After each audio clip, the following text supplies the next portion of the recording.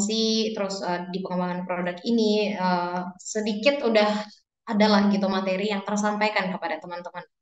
Pada hari ini kesempatan untuk kita itu belajar identifikasi peluang sebelum kita mengembangkan produk itu, kita harus mampu gitu melihat peluang atau kesempatan yang kita punya gitu untuk pengembangan produk itu, produk apa yang akan kita kembangkan ke depannya, bagaimana target dari pengembangan produk itu, apakah produk tersebut akan diminati atau tidak oleh masyarakat, itu harus kita analisis semuanya gitu secara langsung sebelum kita maju ke babak yang selanjutnya. Nah, mungkin sebelum kita lanjut ke materi ya, mungkin saya ingin bertanya dari teman-teman sendiri gitu. Dari teman-teman sendiri yang ini udah semester 5 ya, udah ngambil statin satu sama statin 2 udah ngambil lah. Apa sih eh, makna atau pengertian dari peluang itu sendiri yang teman-teman pahami sampai sejauh ini gitu? Mungkin satu orang dari perempuan dan satu orang laki-laki bisa menjawab. Dipersilahkan.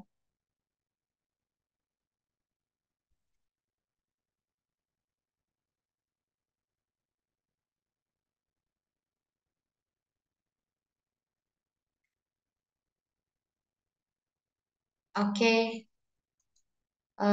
siapa ini? Yang pertama tadi selfie ya, cewek ya. Selfie sama Maharani. Silahkan. Menurut saya, Kak, peluang itu eh, seberapa besar kemungkinan sesuatu itu akan terjadi. Oke, baik. Terima kasih selfie.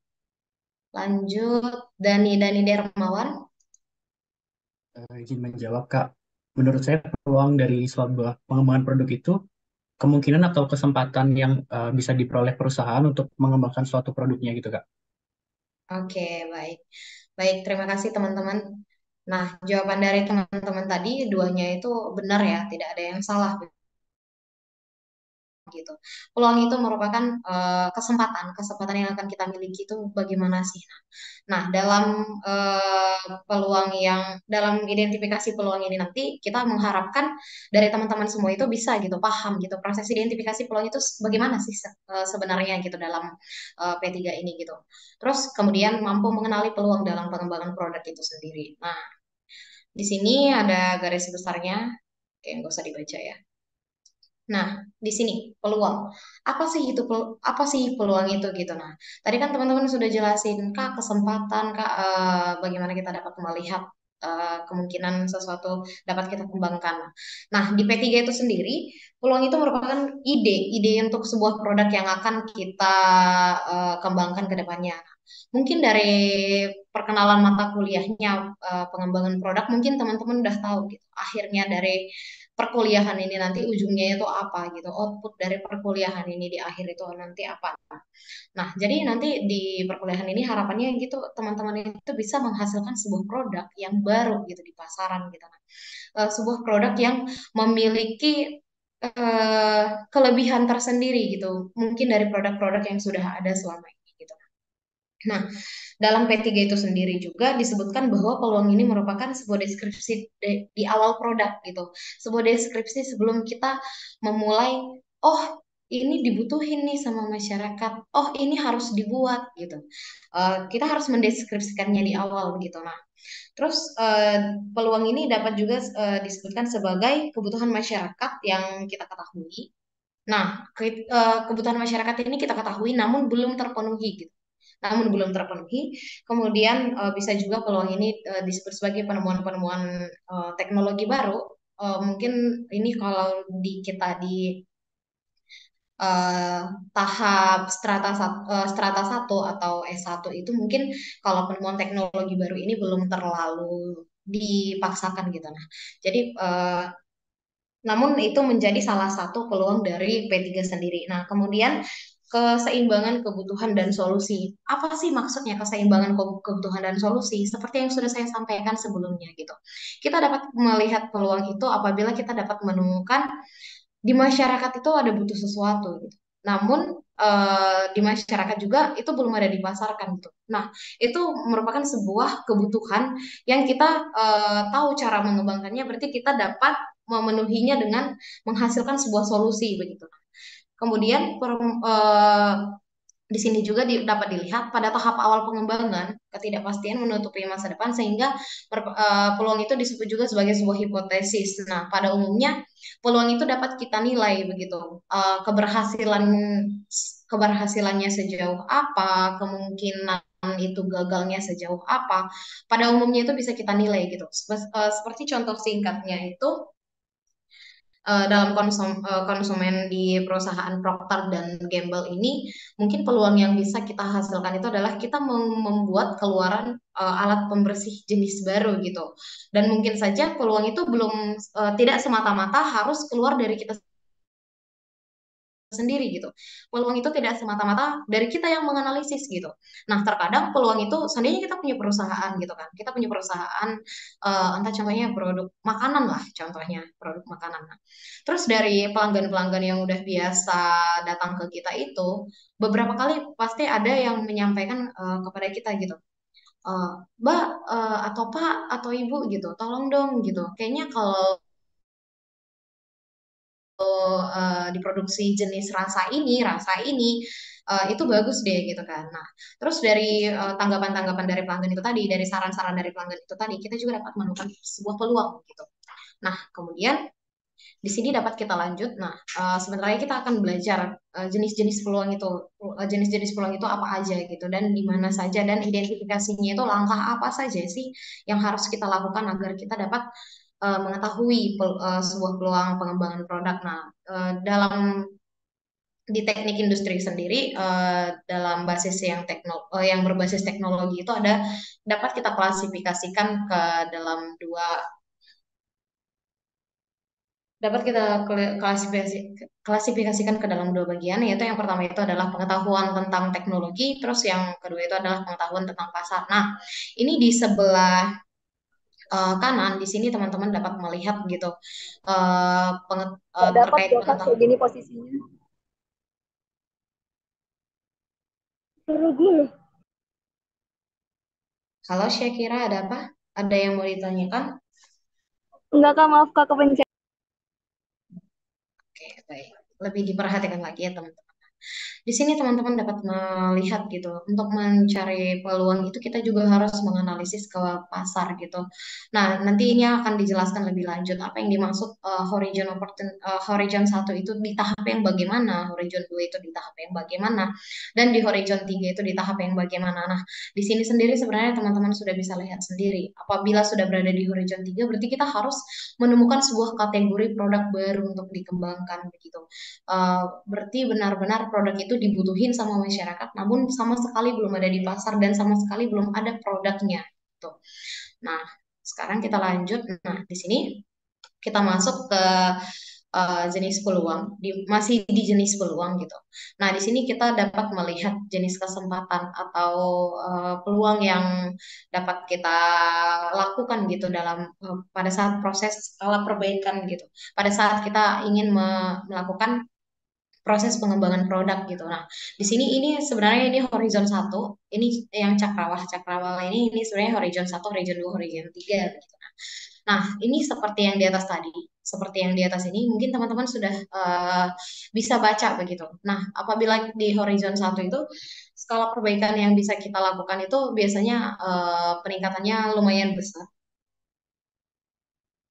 Lumayan besar di mana kita dapat melakukan perluasan, penambahan variasi, terus mereduksi biaya yang ada di pasar. Nah, biasanya tingkat resiko apabila kita masih melakukan pengembangan produk di tingkat horizon 1 itu adalah masih rendah. Nah, mungkin yang untuk horizon 2, horizon 3 ini dapat dibaca dan dapat dibandingkan juga sama teman-teman gitu. Apa sih pada saat tahap mana sih gitu resiko pengembangan produk itu sangat tinggi, atau pada tahap bagaimana sih pengembangan produk itu rendah begitu. Nah, oke, kemudian di sini kita masuk ke bagian yang ketiga, yaitu proses identifikasi peluang. Di sini teman-teman bisa lihat sendiri, di sini ada struktur turnamen identifikasi peluang. Jadi di saat kita mengidentifikasi peluang itu kita nggak bisa langsung kayak memutuskan, oh ini dibutuhin nih gitu. Ini dibutuhin, berarti ini harus dibuat gitu, tanpa melihat kondisi pasar, tanpa melihat kondisi pasar, tanpa melihat kebutuhan apakah itu memang bakal berguna atau enggak, kita nggak bisa begitu gitu, nggak bisa langsung kayak analisis menurut pandangan pribadi itu bisa dikembangkan itu langsung dikembangkan, tidak seperti itu ya teman-teman. Jadi di dalam pengembangan produk sendiri, maaf, di dalam pengembangan produk sendiri itu ada bertahap gitu. Pertama kita harus mengkonsep temanya apa sih, ke bagian mana sih yang mau kita analisis begitu. Terus habis itu sistem level design. Nah, di bagian sistem level design ini kita harus melevelkan tingkat kebutuhan, tingkat peluang itu ke bagian mana saja tingkat-tingkatnya. Ini ke masyarakat kah? Ini ke masyarakat lingkup ini kah, ini kemana, ini ke masyarakat lingkup ini kah, atau ke bagian kesehatan, atau ke bagian mana. Nah, setelah kita eh, memisahkan gitu secara tahap level-levelnya, kita memulai untuk mendesain gitu, mendesain contohnya ke dunia kesehatan.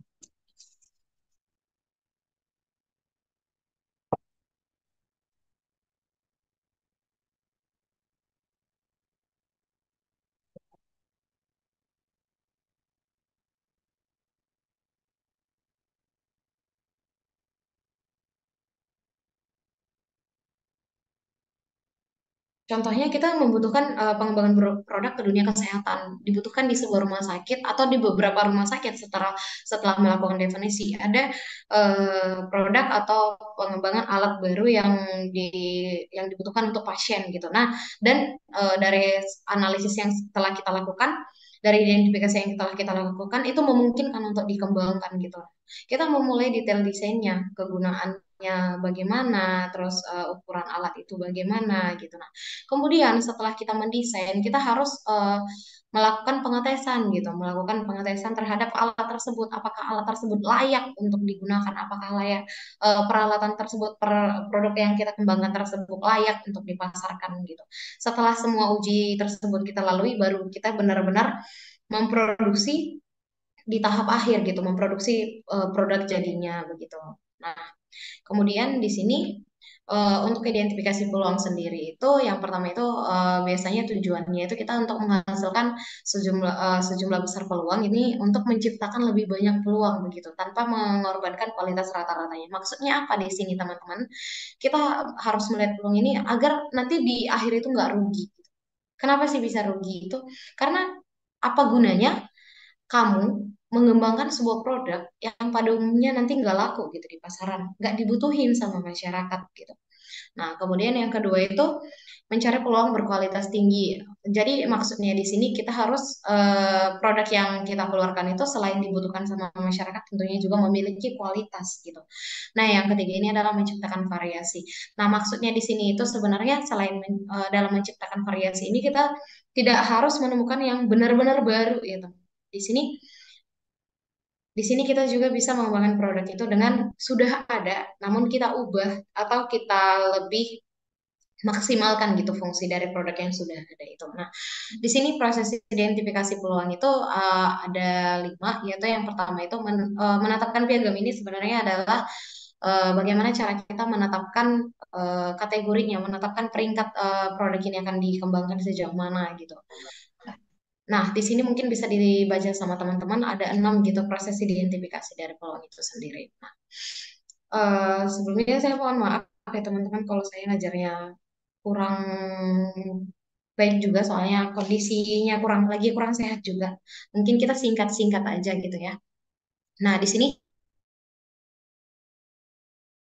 mungkin untuk langkah pertama itu tadi menentukan piagam atau menentukan standar ini. Sebenarnya ini lebih ke standarnya gitu. Standar dari produk yang akan dikembangkan ini bagaimana, sejauh apa sih inovasi yang kamu punya untuk mengembangkan gitu. Nah, terus di sini juga kita akan mendefinisikan produk yang akan kita buat.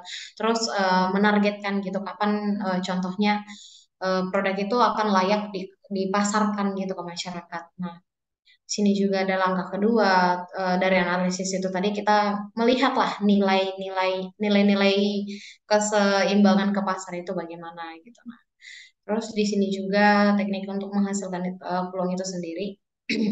Mungkin nanti untuk yang keenam jenis proses identifikasi peluang ini mungkin bisa lebih teliti, lebih jelasnya dibaca sama sama teman-teman sendiri gitu. Nah, di sini juga, nah ini meniru tapi lebih baik. Ini tadi yang sudah saya sampaikan sebelumnya. Mungkin produk itu sudah ada gitu. Sejauh ini mungkin teman-teman sudah ada banyak melihat ya. Kalau katanya, ini niru nih, niru produk sebelah, niru produk sebelah. Nah, tapi dalam proses pengembangan produk ini teman-teman sebenarnya meniru itu tidak salah, tapi ada beberapa step, ada beberapa langkah-langkah yang harus diperhatikan begitu. Nah, mungkin kita kalau dari tampilan fisik sering kita melihat oh ini sama aja gitu. Tapi pada saat kita mendalami, pada umumnya pasti di situ ada terjadi pengembangan produk begitu. Pasti ada kelebihan dari salah satu produk yang kita sering bilang meniru itu pasti ada kelebihannya tersendiri dari produk awalnya begitu. Nah, di sini juga ada tujuan dari kita mengidentifikasi peluang ini tadi adalah mendorong inovasi gitu agar dari pasar bawah itu dapat lebih berkembang lagi gitu. Nah, kita dapat menghasilkan produk yang lebih baik dan kita dapat menjualnya dengan harga yang lebih murah. Itu adalah tujuan dari proses produksi, proses pengembangan produk gitu. Nah, kemudian di sini juga untuk identifikasi peluang tersendiri kita juga membutuhkan sumber ide. Gitu. Sumber ide ini kita dapat memperoleh dari banyak sumber ya teman-teman. Bisa dari kita observasi secara langsung ke masyarakatnya, bisa kita dari sosial media, bisa kita dari apa ya, bisa kita dari melakukan penelitian gitu. Nah, itu banyak sumber-sumber ide yang dapat kita lakukan sebelum kita melakukan pengembangan produk. Nah, kemudian ini ada tujuan penyaringan ide-ide itu tadi. Nah, setelah kita mendapatkan banyak ide, kita harus menyaring. Mungkin teman-teman di sini juga udah nggak perlu bertanya gitu, kenapa sih ide-ide yang kita uh, miliki itu harus disaring? Iya iyalah, gimana ya bilangnya? Nggak mungkin semua ide yang udah kita punya itu kita kembangin gitu. Kita harus memilih salah satu yang benar-benar baik, yang benar-benar nanti dalam proses pengembangannya dapat efektif dan dapat berguna begitu. Nah, langkah keempat ini, nah sebenarnya berkelanjutan ya teman-teman dari langkah pertama sampai langkah keenam itu. Nah, seperti di langkah keempat ini kita mengembangkan peluang yang menjanjikan. Bagaimana sih contohnya peluang yang menjanjikan itu, Kak? Peluang yang menjanjikan itu merupakan sebuah peluang yang di saat kita sudah memproduksi, nanti produk yang kita hasilkan ini tidak laku di pasar itu cuma dalam waktu singkat begitu. Tidak hanya dalam waktu kayak booming, nanti ujung-ujungnya redup. Nah, kita tidak ingin menghasilkan produk yang seperti itu ya teman-teman. Kita pasti ingin menghasilkan produk yang bisa dibutuhkan oleh pasar, memiliki banyak demand dalam jangka waktu yang panjang. Nah, sini juga teman-teman dapat melihat struktur dari identifikasi peluang itu sendiri. Nah, ini langkah kelimanya. Nah, langkah kelimanya, nah untuk RWW ini nanti bakal saya share kepada teman-teman, teman-teman bisa belajar lebih. Nah, di sini nanti cara melihat peluang itu ada beberapa pertanyaan gitu, ada beberapa pertanyaan yang sebelum kita melanjutkan proses pengembangan produk itu kita harus menjawab, kita harus menyesuaikan gitu, menyesuaikan ke produk kita. Nanti dari RWW ini sendirilah yang menunjukkan apakah produk tersebut layak atau tidak untuk diproduksi lebih lanjut. Nah, di sini ada beberapa pertanyaan dari RWW itu merupakan real win worth it dari R-nya, dari W-nya, dari RWW, dari W-nya juga. Nah, nanti dari RWW inilah yang menyatakan apakah nanti produk teman-teman itu bisa dikembangkan lebih lanjut, bisa sampai produk jadinya atau tidak. Nah, terus langkah yang keenam itu kita melihat hasil dari proses yang udah kita lakukan sebelumnya gitu. Nah, sebenarnya untuk pertemuan kita di pertemuan yang ketiga ini sebenarnya nggak banyak ya teman-teman gitu. Sebenarnya nanti lebih banyaknya itu di pertemuan selanjutnya. Mungkin teman-teman nanti bakal mendapat lebih banyak materi. Nah, tapi sebenarnya di pertemuan tiga ini, di analisis peluang ini, saya sebenarnya punya satu PPT lagi gitu. Tapi itu nanti mungkin saya share aja, saya share ke aku saya share ke ketua kelas teman-teman, nanti bakal dibagi ke teman-teman itu yang lebih lengkapnya. Tapi kemarin karena yang dapat materi yang di-share dari Pak Yudi ini, jadi ini saya ya ini yang saya sampaikan kepada teman-teman begitu. Nah, terus mungkin sebelum menutup perkuliahan pada hari ini, kita